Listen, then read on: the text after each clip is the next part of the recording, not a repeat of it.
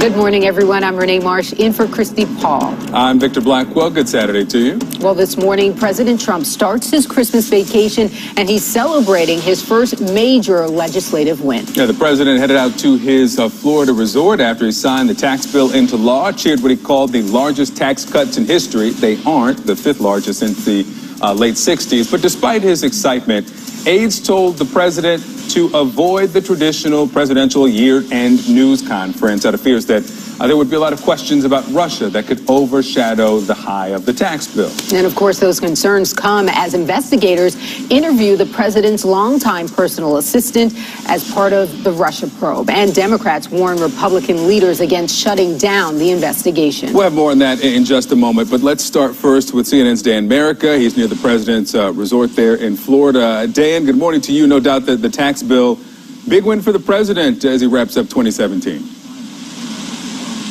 Yeah, it really is a huge win, and the president is not somebody who likes muted celebrations. He's kind of a larger-than-life figure even before he was president. So it was surprising when he signed this bill in the Oval Office with a few reporters and aides there.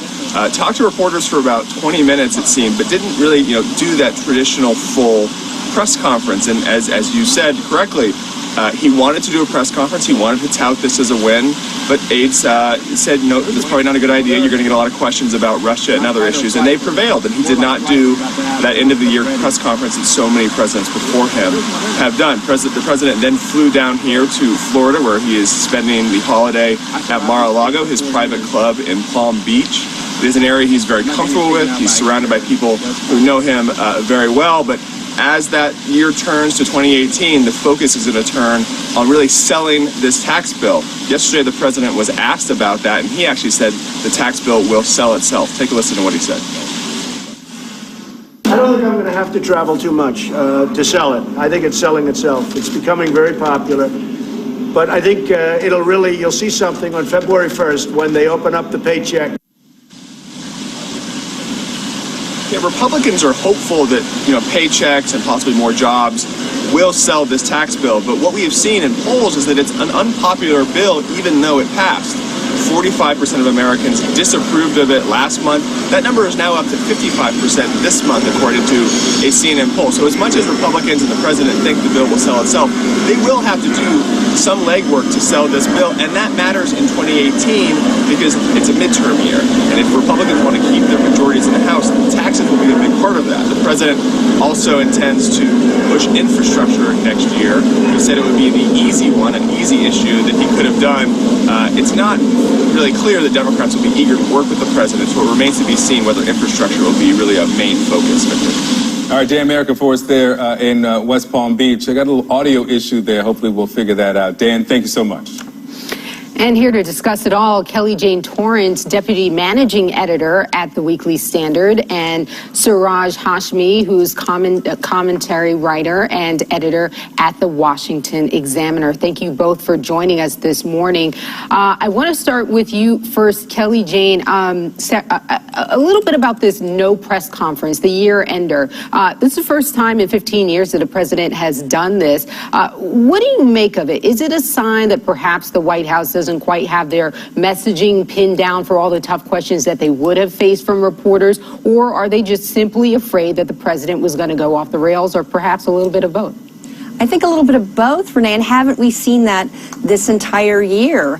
Messaging is not this president's strong point. Whenever he does something that most people would see as a win, he seems to manage to go back and talk about the things that are negative. He'll start complaining about Russia and the investigation. And of course, that's one of the worst negatives against him. I'm not sure why he wants to keep reminding everybody about it, but it was a pretty surreal scene. And you could tell, I was watching it, from a green room, and you could see that, the camera people weren't sure what to do. They weren't sure, is the president going to take questions? Is he not going to take questions? I thought Jeff Zeleny here of CNN wrote a great piece online that sort of described it, and it seemed just surreal. He wanted to talk to reporters, but his aides were trying to make sure he didn't. It was pretty bizarre. Right. So Suraj, to you, I mean, even as he's on vacation, the president's on vacation here now, the Russia investigation continues to loom. We know that the House Intelligence Committee, they interviewed his longtime personal assistant, Rona Graf. Talk a little bit about, you know, her and just what sort of information they may be actually to get from her.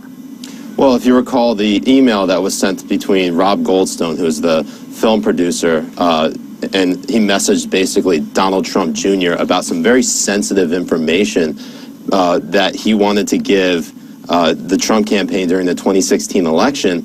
That is something that they're pinning on, because Rona Graf was actually mentioned in that email as possibly the vehicle in which they would, you know, transmit this information. So Rona, who has been a longtime secretary of Donald Trump before he was president, this obviously could mean big implications. I don't think that this will be a really big deal in terms of what she knew, considering the fact that we don't know if she actually got any information. But, of course, the House Intelligence Committee figuring this whole thing out and getting those answers is very important. I want to talk a little bit more about this investigation. I mean, we certainly see a change in strategy, or a very profound strategy, from both the White House and Republicans, and it is to discredit Mueller as well as this investigation. But the latest CNN poll shows, and we have those numbers there, that the majority of Americans approve of the Mueller investigation. So here's my question. As Republicans in the White House continue to try to delegitimize the Mueller investigation, is this a losing strategy? Kelly Jane. It's an excellent question, Renee, and I'm sure, you know, Donald Trump is wondering what the problem is. I mean, Vladimir Putin told him they didn't meddle in the election. Luckily, Republicans in Congress are taking this a lot more seriously, and it's an interesting sort of play with the Republicans in the White House versus the Republicans in Congress, because the ones in Congress, they are concerned about, is Russia trying to harm American democracy? And I think that, you know, even though that the Republicans are concerned about that, you do see this shift where it's very partisan, and now the focus for a lot of Republicans on the Hill now is investigating FBI officials and investigating the institution as far as DOJ and the FBI. So they too seem to be shifting. It is a huge shift, because you remember when Mueller was appointed, you heard people on both sides, Democrats and Republicans, saying, great choice. This is a great man. He's a serious, honest professional. We can trust him. And there has certainly been a shift. And I find it interesting because Republicans often complain that attacks on law enforcement and such undermine those institutions. And I wonder how much damage are they doing right now to institutions like the FBI by implying that the place is full of unprofessional hacks who aren't doing their job. Now, you might have one or two people who made some bad judgments, of course, but the vast majority of people working in that institution are doing their job, and they're doing it well. Suraj, what do you make of Republicans in the White House strategy here to really go on attack as it relates to the Mueller investigation and this FBI probe? Well, some of the attacks have merit. I mean, Peter Strzok's conversation with another official in the DOJ, and their romantic relationship, using possibly the Mueller investigation or any investigation against President Trump as sort of a check. But he was fired. Mueller, as soon as those texts came out, he was fired. Right, he was fired, rightfully so. But I'm just saying that the basically using the possibly the investigation to kind of check his presidency should he get out of control. That's the part that's concerning. It's not the fact that Peter Strzok has political leanings of his own. It's the fact that he's willing to use his political leanings and act on them to check on the presidency. So I want to talk a little bit about this whole idea of firing a Mueller. You know, it keeps on coming up. You saw Senator Warner raising concerns about this. However, the White House has continually said that the president does not plan on doing this. So why do we keep on hearing this? You would think that President Trump would have learned his lesson after firing James Comey.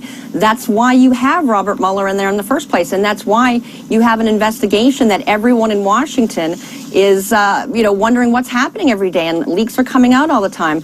I think the fact that, President Trump's been asked, are you thinking of firing Mueller? He said no. But the fact we're still talking about this is because President Trump is always talking about firing people. He's, it's not just because of the Apprentice. It's thinks that everyone in the executive branch works for him personally, and it's a dangerous view of the presidency. And I think that, people are trying to do a good job of laying the groundwork to make sure that either he doesn't get fired, or if he does, that people are ready to be up in arms and be very concerned about it and do something about it. That's right. Kelly Jane, Suraj, stick around. We have a lot more coming up. Thanks, Renee.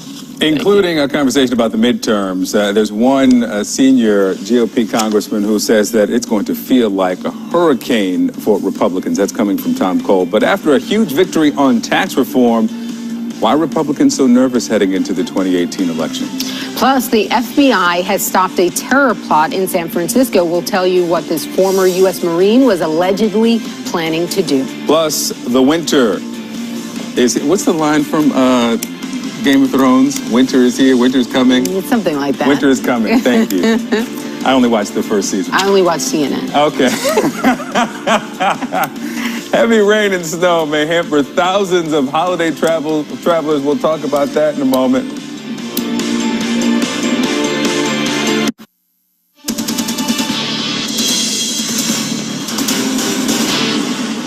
Senate Majority Leader Mitch McConnell is calling for a course correction next year. He's signaling a new strategy in time for the midterm elections, of course. The strategy is Republicans working with Democrats. Watch.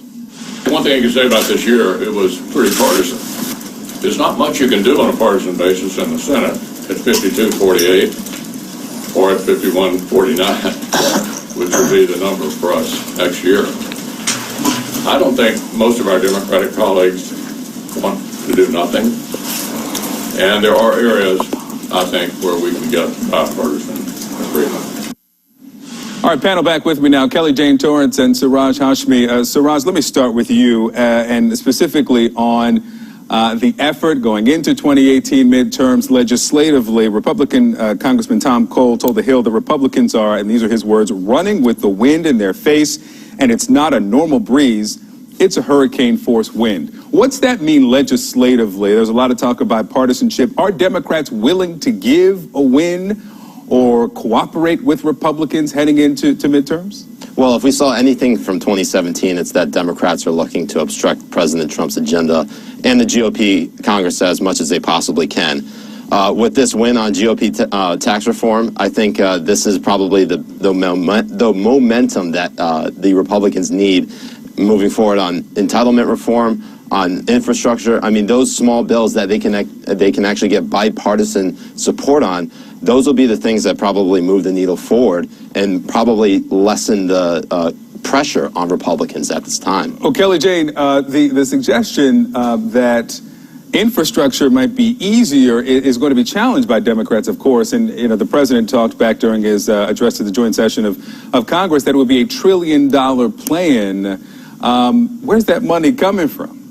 That's a great question, Victor. Now, normally I would say infrastructure would be a great bipartisan issue, and Democrats would love to spend $1 trillion on projects like that. But you've got somebody in the White House who they consider toxic, and I don't think they're interested in giving him a win at all. And you can argue about their strategy, but given the resistance to Trump throughout a lot of the country, and given what we've seen in the special elections since he was elected president, I think there's a lot of people who are coming out to vote against the president, and the Democrats may not be willing to give him a win. And as you point out, $1 trillion. Now, we just had a tax bill passed that's going to cost over $1 trillion, $1.5 trillion. So where is this money going to come from? And admittedly, this is not a question Democrats always ask, but maybe this time they are going to ask it. And it's a great question as the debt and deficit continue to go up. And who's going to be paying for that? Of course, the young people. And the young people are a big part of the base of the Democratic Party right now. Yes, Suraj, Kelly just mentioned the special election. Let's talk specifically about Alabama and the loss of Roy Moore there to Doug Jones, who will be turning the numbers 51-49 in January. Here is the swipe that Majority Leader Mitch McConnell took yesterday during his end-of-the-year news conference at Bannon and his, as he called it, political genius.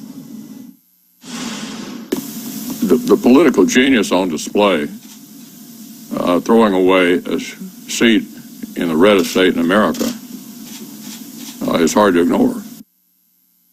So let's remember, though, that President Trump backed Mitch McConnell's chosen candidate, Luther Strange, in the primary, and he lost by nearly 10 points to Roy Moore, who went on, of course, to lose the general. But I imagine that this tax win, Suraj, has to help Mitch McConnell as he tries to keep the president backing his slate of candidates over those of Steve Bannon, who's going to be challenging an entire slate of Republicans running for re-election in the Senate.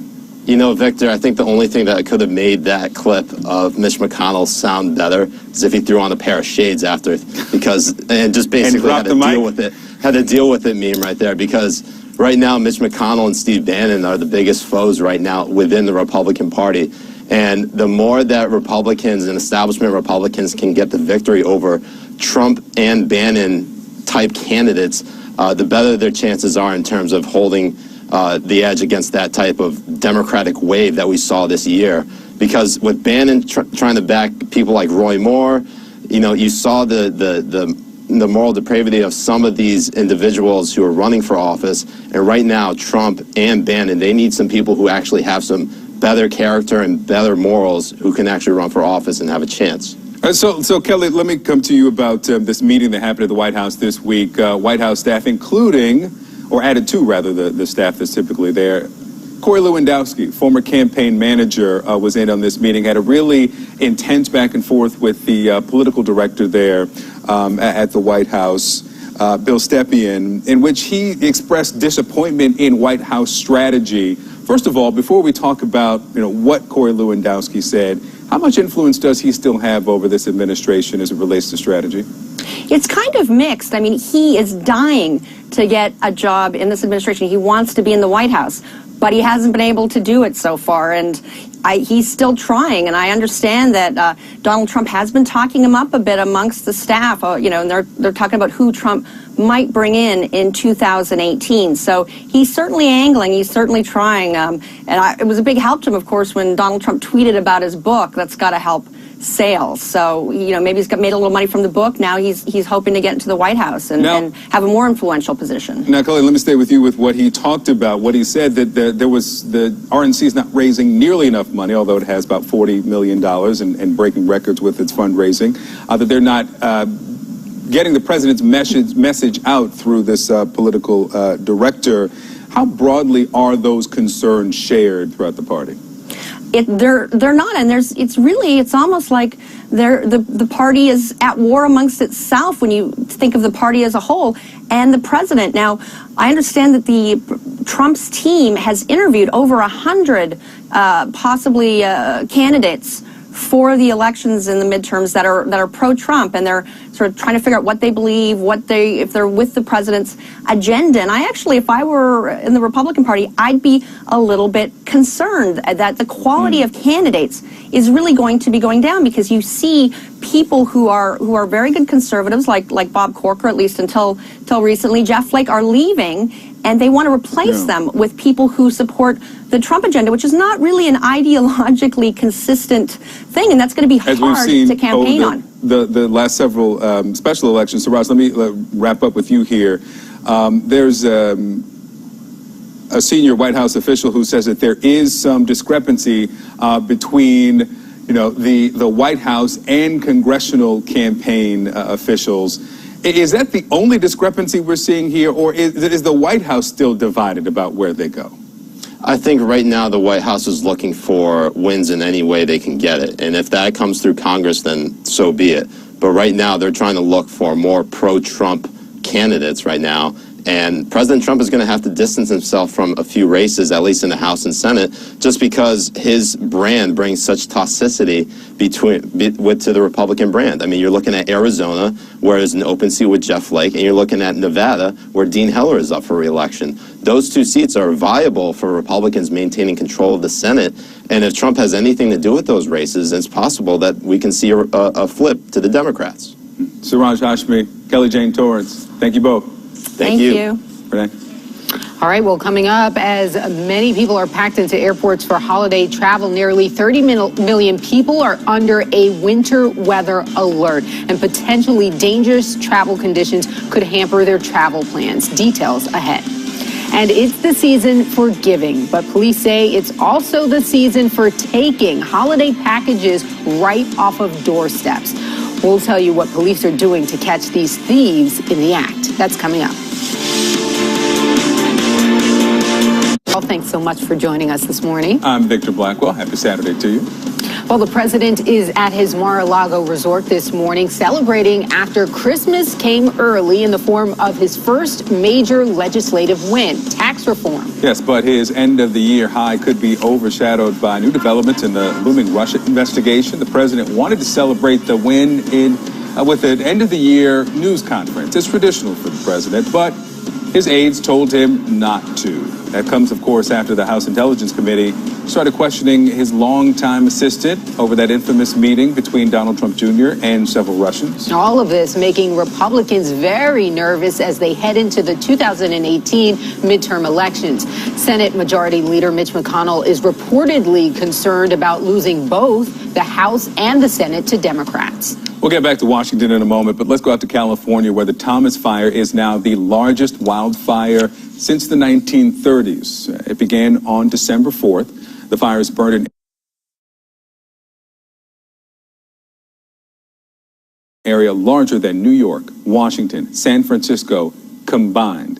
It's about 65% contained, and almost 3,000 firefighters we know are fighting these flames.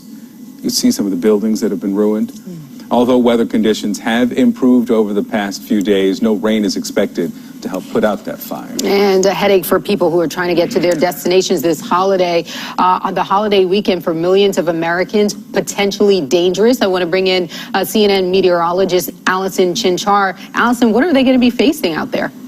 Well, we've got some that are going to be dealing with potentially flooding rains and others that are going to have to contend with snow and even ice. Here's a look at the radar. Here you can see the majority of it is heavy rain as of right now. We've got some snow on the backside, but also look off to the north. This purple color, that indicates that mixing. We're talking freezing rain and some ice, and that's the last thing you want to have, especially when you're driving on the roads. Now, as this system continues to push off to the east throughout the day, it's going to impact cities like Cleveland, Pittsburgh, New York, even Boston. Those are going to be some of our main focus areas for today. But the question then becomes, what does that mean in terms of your travel forecast? Because we are going to end up hitting a lot of these big cities, as we talked about, New York, Boston, Philadelphia, stretching all the way south towards even Charlotte and Atlanta. Those are the big concern areas for today, not just for air travel, but also for roads.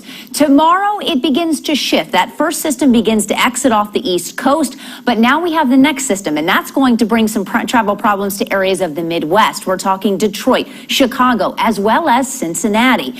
But the bigger picture becomes what happens when we get a little bit closer into the Christmas forecast. When we take a look at the extended forecast, you'll start to notice that we have the chance for some much cooler temperatures. Take New York, for example. Look at this, going from 54 today down to only 39 for the high temperature on Christmas Day.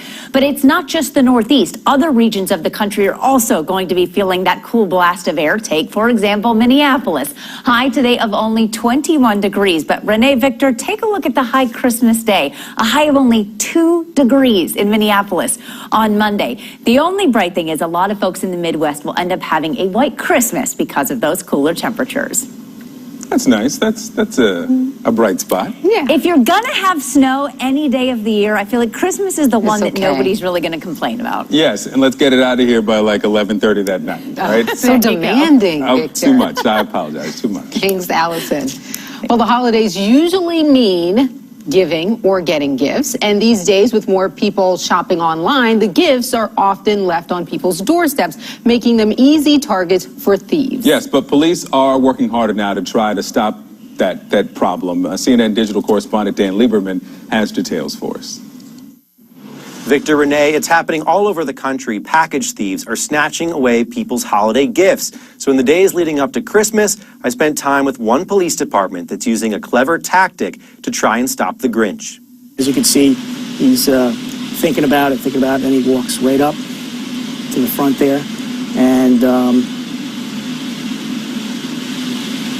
then he goes ahead and takes the package. Middle finger, double middle finger. It's something that's happening all across the country, some of it caught on camera. Are you seeing more packages being stolen this year? Absolutely. I think it's becoming quite the epidemic. One survey found 23 million Americans have had a package stolen. And this holiday season may be the biggest heist yet, with more than 1 billion packages being delivered as more people do their shopping online. That one as well. We're going to be running 2 teams, make sure everybody is vested up. This police unit is trying to catch package thieves in the act. You got a flat screen TV. We have what's made to look like a Blu-ray player over here. Someone trying to steal this, they'll be pretty disappointed when they open it up. Absolutely, and there's nothing in here.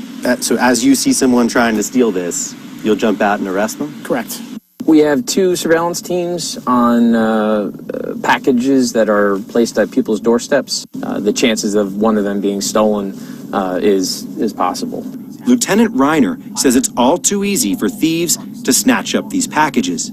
This is a prime example of how easy it is to commit one of these thefts. The package is clearly visible from the road on a high-traveled street. So far, his department's recovered more than 100 items this season that they hope to return to their rightful owners. So what do we have here? We got a blender. We have blenders, we have makeup, sneakers. We have some higher-end items. Packages have already been returned, but a lot of people are still missing their gifts. We all have families, and we want to put smiles on our children's faces in the Christmas morning, and just to find out that, an individual stole a package is really, it's heartbreaking. We talked to some of the big shippers out there, and they say that if something is stolen, to contact them and the police, and they'll try to make it right. All right, Dan Lieberman reporting. Well, a former Marine is accused of planning to attack San Francisco during the holidays. We have the details on how the alleged plot was stopped. Plus, an investigation right now in Colorado after an explosion at an oil well site. One person was hurt. We'll tell you what happened here. If you just sign that first I'm one so there. sorry. I don't feel comfortable signing that. I don't get the math here. Was this the same car we talked about? What's this dealer preparation? I'm so sorry. This just is not what we talked about.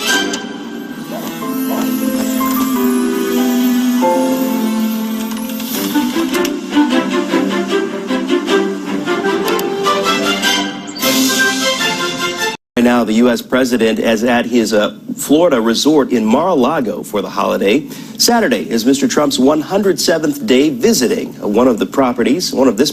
this property rather, since taking office. Tom Foreman has this story for us. Once every 3 days, that is almost how often President Trump has stopped by his privately owned properties since taking office. Resorts, hotels, and golf courses from Hawaii to the East Coast. This holiday weekend, the getaway spot is South Florida, where a cheering crowd greeted him on the way to his Mar-a-Lago club just hours after he signed the Republican tax bill. And I consider this very much a bill for the middle class and a bill for jobs. This is the 10th visit to the place he has dubbed the Winter White House, and a good bit of business has unfolded there. We have a great person right now in Judge Gorsuch. A great person. The president has used Mar-a-Lago trips to push a Supreme Court pick, to host foreign dignitaries, to unleash military forces. Tonight I ordered a targeted military strike on the airfield in Syria from where the chemical attack was launched. When North Korea launched an unexpected missile, he and the Japanese prime minister discussed it on a terrace as visitors snapped photos, making joint statements inside moments later. The United States of America stands behind Japan, its great ally, 100%. Democratic leader Nancy Pelosi's response: there is no excuse for letting an international crisis play out in front of a bunch of country club members like dinner theater. But the biggest question about the business of Mar-a-Lago concerns what Trump and his team knew in private about dealings with Russia when they gathered at the resort during Trump's transition to power. Investigators say during a few pivotal days, then Trump security advisor Michael Flynn was talking to a Russian ambassador even as outgoing President Obama was preparing to sanction Russia. This is what authorities say Flynn lied about to the FBI. Tom Foreman on the story, thank you. Still ahead, a high school football coach and his wife open their hearts and their home to a struggling student. Their remarkable story and the obstacles they've overcome.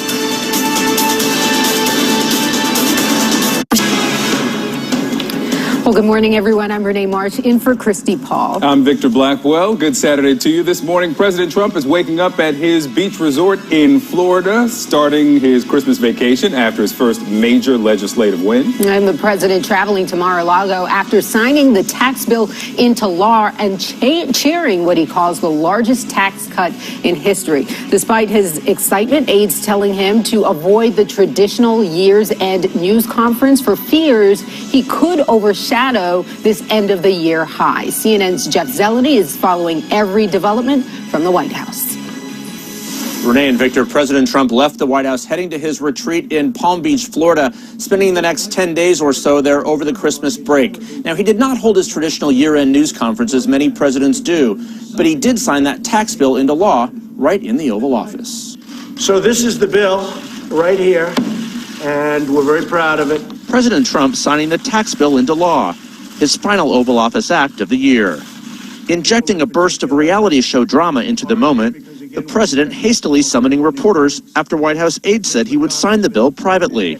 But from his seat at the Resolute desk, the president making a rare acknowledgement of a favorite pastime, watching television. We were going to wait till January 7th or 8th and do a big formal ceremony, but every one of the networks was saying, will he keep his promise? Will he sign it for Christmas, before Christmas? And so I immediately called. I said, let's get it ready. The president hoping to end 2017 on a high note, presiding over the first major overhaul of the U.S. tax system in 3 decades. He downplayed concerns of the law's unpopularity with many Americans, or that it could be a weight on Republicans in the midterm elections. I think it's selling itself. It's becoming very popular.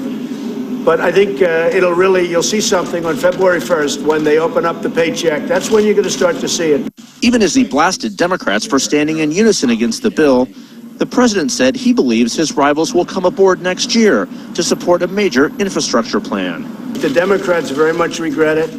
They wanted to be a part of it. It just doesn't work out. I really do believe we're going to have a lot of bipartisan work done. And maybe we start with infrastructure, because I really believe infrastructure can be bipartisan. It's an open question whether bipartisanship is wishful thinking or a New Year's resolution. As he reflected on his first year in office, the president complained about not getting credit for his accomplishments. Harry Truman had more legislative approvals than any other president, and a record long held. And we beat him on legislative approvals, for which I get no credit. We asked the president if things would have gone smoother if he had started with infrastructure rather than trying to repeal Obamacare. I could have started with infrastructure. I actually wanted to save the easy one for the one down the road. So we'll be having that done pretty quickly. When asked whether he had any regrets from the start of his presidency, Mr. Trump shook his head no. Yet Politico first reported a memo from the president's hand-picked RNC chairwoman, Ronna McDaniel, suggesting the GOP is in danger of losing support among women voters critical in the midterm elections. As Republicans brace to defend seats in the House and Senate, the role of the president's former chief strategist, Steve Bannon, remains a critical question. At a year-end news conference on Capitol Hill, Senate Majority Leader Mitch McConnell made clear he blames Bannon for losing a Republican Senate seat in Alabama. Well, let me just say this. The political genius on display, throwing away a seat in the reddest state in America, is hard to ignore. At the White House, there was no traditional year-end news conference like most presidents have done. All I want for Christmas is to take your questions. With the holiday season upon us, I'm delighted to see Americans giving each other the best Christmas present possible, a strong economy. In fact, President Trump has not held a formal solo news conference since February. He was initially planning one to tout his accomplishments, CNN has learned, but some advisors argued against it to avoid being besieged with questions about the Russia investigation. Thank you. That tension was clear in the Oval Office as aides tried again and again to escort reporters out, even as the president seemed eager to talk. A few hours later, Mr. Trump arriving in Sunsplash, Florida with a bounce in his step, greeting supporters as he started a 10-day Christmas break. Merry Christmas. Even though President Obama and other presidents have long celebrated Christmas, Mr. Trump has taken credit for shining a new spotlight on the holiday, with one of his super PACs launching this ad. Thank you, President Trump, for letting us say Merry Christmas again. Now, of course, that Merry Christmas line has long been a central line of President Trump's campaign rallies. He has said that he would bring back Christmas. Of course, it's always been appropriate and fine to say Merry Christmas, but the president has used that, and his supporters, of course, seem to like it. At least for the next 10 days or so, the president in sunny Florida. A Merry Christmas from here to both of you. Renee and Victor. Thanks so much, Jeff. And here now, Errol Lewis, CNN political commentator and political anchor at Spectrum News, and Julian Zelizer, CNN political analyst and historian and professor at Princeton University. Good morning to you both. You know, the president, as you just heard in Jeff's piece, he didn't hold that end of the year press conference. He hasn't done a press conference actually since February. I want to go to the journalist on the panel here. Errol, your thoughts on all of this? You wanted to avoid all Russia questions. Well, I think it would be difficult to manage the president's press strategy when he's gone through so many communications directors and press secretaries. It's very hard to figure out how and when you're going to put this man in front of the cameras, and I think that's why they haven't had any formal press conferences. There is also a backlog, just as you suggest, Renee, a backlog of bad news that is building up. And at some point, they're going to have a really concerted strategy on how to deal with what they say as a White House about the Russia probes, both by Congress and by the special investigator. He's got top aides who have been arrested, who have pleaded guilty. There's a lot of bad news that they're going to have to manage. And so I would look elsewhere than the end-of-year press conference, if there was going to be one, as a place for him to try and explain all of that. All right. And, you know, he's there at Mar-a-Lago. You know, some of his most controversial tweets have actually happened when he's not in the White House. You know, he's got a lot of time, perhaps, to watch a lot of television. So, Julian, I mean, just because he didn't do that press conference doesn't mean we may not hear from the president during his time off. Right. You have this image of some of his top staff, like John Kelly, trying to contain him, trying to hold him back from saying anything, from tweeting anything. But now that he's alone, or now that he's a little more isolated on vacation, this has been the kind of moment where the tweets start. And I think Errol's right. The staff is looking at the numbers for the midterms. They're following the investigation. And what they don't want is for President Trump to overwhelm his own victory on the tax bill. All right, well, let's stick with the Russia investigation. We know that the House Intelligence Committee members traveled to New York to interview longtime President Trump's assistant, Ronna Graff. She's essentially been the president's gatekeeper. How significant was this interview with the president's longtime assistant, Errol? Oh, well, you know, it's interesting. It's hard to be sure. Of course, this is a person who is relevant because although we talk about her as a top assistant, she actually had a pretty important title and a pretty important role. I think what this gets to, though, is the interaction between the special investigator and the congressional committees. So the congressional committee may not have had a deep or expert kind of set of questions to probe her with. On the other hand, they could have turned up information that the special investigator, that the special counsel could in fact make use of. And once you start connecting certain dots, even a seemingly insignificant piece of information, like how did the president react to that piece of news, or what was the president in the room when certain conversations took place, it can really start to sort of fill in the picture. And so it's hard to say exactly what will come of all of this. It's just, you know, I would suggest that if Ronna Graff did the right thing and did what her attorneys undoubtedly told her to do, which is to tell the truth, the whole truth, and nothing but the truth, it will help somebody, possibly the special investigator more so than Congress, fill in some of the blanks on what happened during the campaign. All right, speaking of Congress and their investigation, of course, Nancy Pelosi putting out a letter this week telling Paul Ryan, make sure that this Russia investigation that's happening, all of them that are happening in the House, that they keep on going. However, Paul Ryan responding to her, we actually have that statement from Paul Ryan's folks.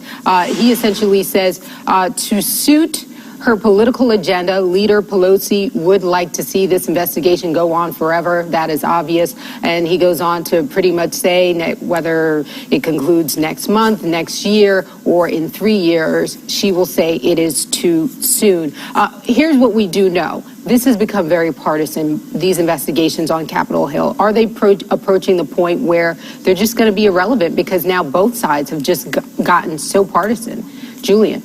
Well, I do think the Republicans are in the middle of a campaign to try to discredit the entire investigation. And we've seen in the last week an acceleration of the rhetoric that the special counsel is biased toward the Democrats and more of a hardening of the partisan tensions on Capitol Hill.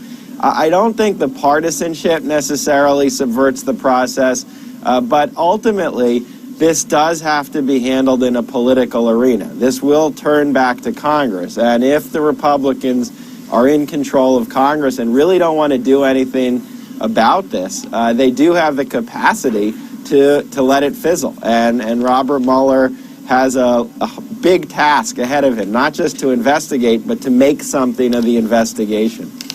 And worth noting, the majority of Americans do support the Mueller investigation. Errol Lewis, Julian Zelizer, stick around. We have a lot more coming up.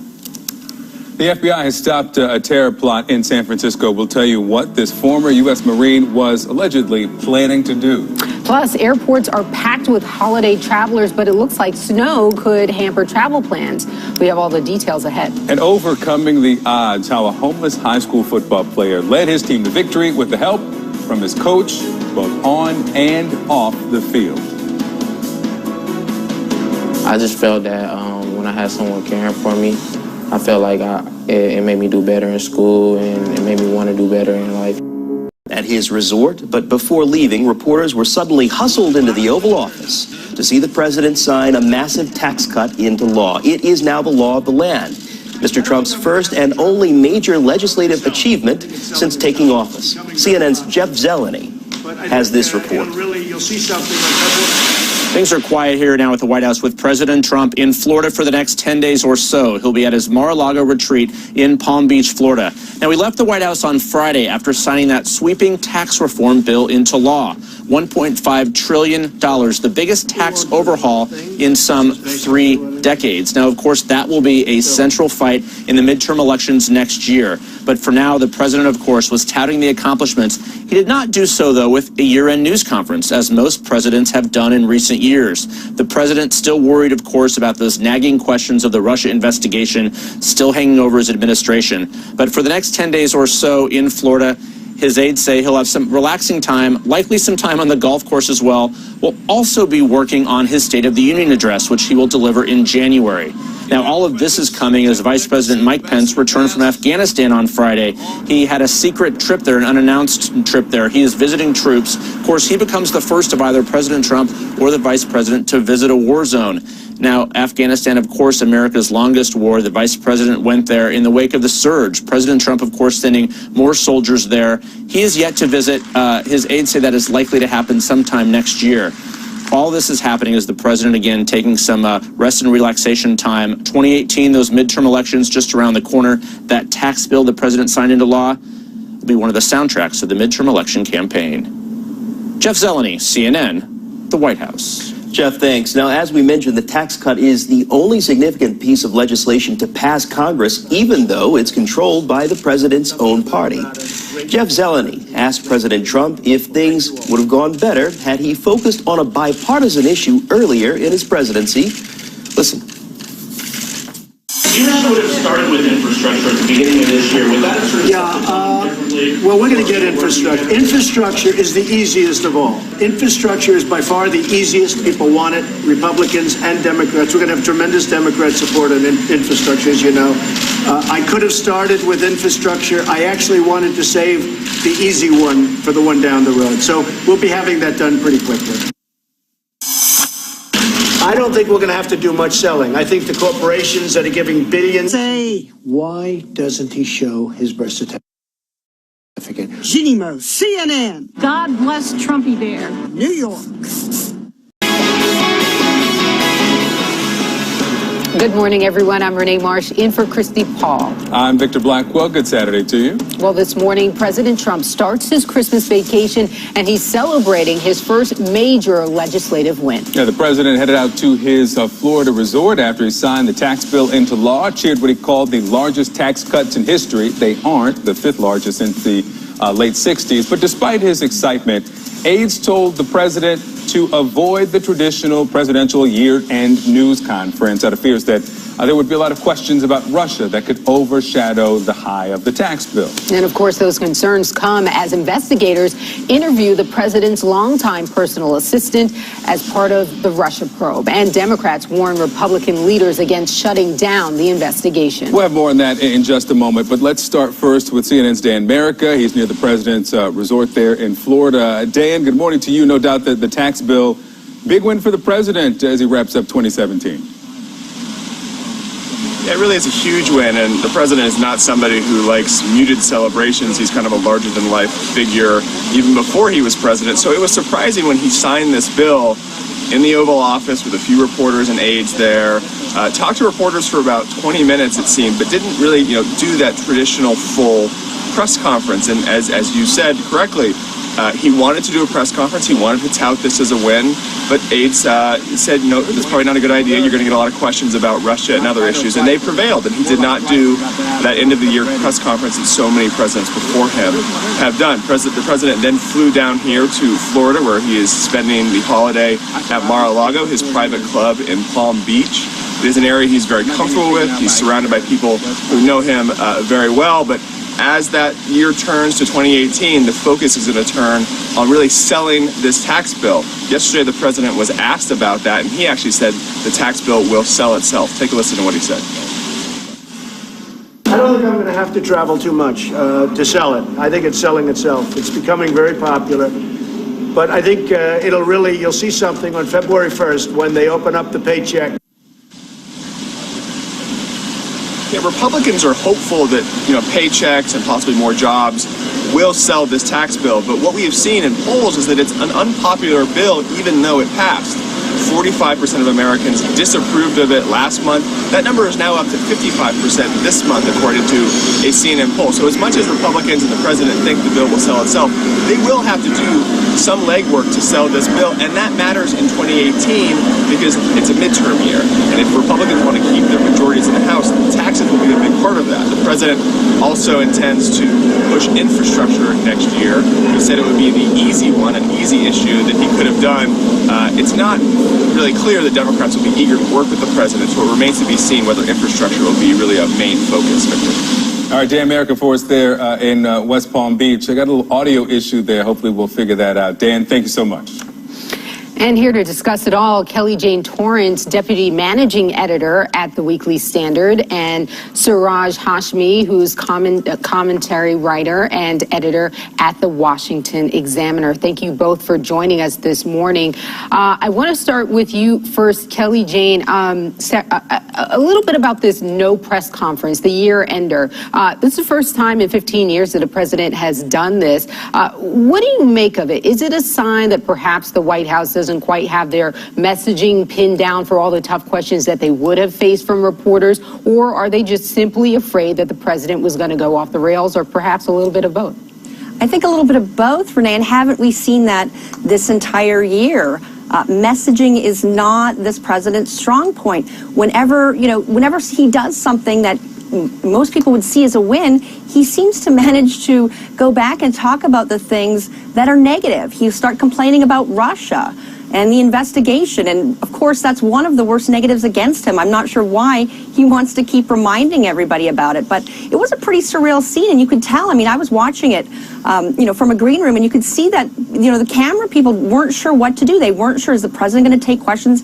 Is he not going to take questions? I thought Jeff Zeleny here of CNN wrote a great piece online that sort of described it, and it seemed just surreal. He wanted to talk to reporters, but his aides were trying to make sure he didn't. It was pretty bizarre. Right. So, Suraj, to you, I mean, even as he's on vacation, the president's on vacation here now, the Russia investigation continues to loom. We know that the House Intelligence Committee, they interviewed his longtime personal assistant, Rona Graf. Talk a little bit about, her and just what sort of information they may be actually to get from her. Well, if you recall the email that was sent between Rob... CNN. God bless Trumpy Bear. New York.